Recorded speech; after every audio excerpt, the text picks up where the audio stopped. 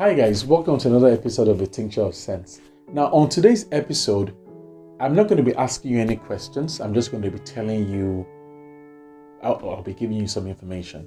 Now, there's a high likelihood that you guys don't know any cannibals, but we know what the words cannibal and cannibalism means. But there was a time in years long past though, that quite a lot of people thought they knew cannibals for some reason that we're going to get into in the next few minutes. So now what I'm going to say is I'll just dive right into it and just tell you on today's episode we're going to be discussing the non-cannibals of Arochukwu. Arochukwu is the third largest city in Abia State in the southeastern region of Nigeria. In the 1700s and 1800s, the Aro people were fearsome warriors that formed military and trading alliances with other communities. The military might of the Aro people made it easy for them to raid other towns and cut away the inhabitants as their spoils.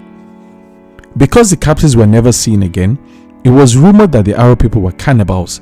How they supposedly ate hundreds and possibly thousands of people over short periods of time probably wasn't given a lot of thought. Anyway, it is now known that the Aro people were quite involved in the slave trade and were selling off the people they captured during their raids to the transatlantic slave merchants. They established quite a thriving business for themselves and were responsible for selling off a portion of the estimated 1.4 million Igbo people sold into slavery during the transatlantic slave trade. The Aro people might have been erroneously smeared by being called cannibals, but thinking about it, was what they engaged in any better than literally eating their captives?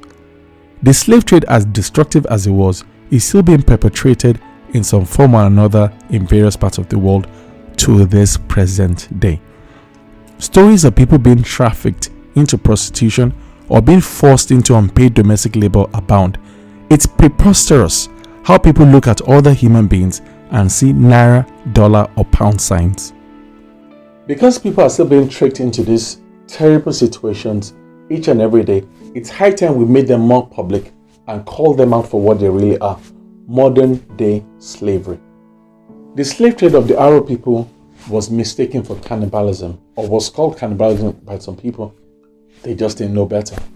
Now, forced prostitution and forced domestic labor is called going to greener pastures.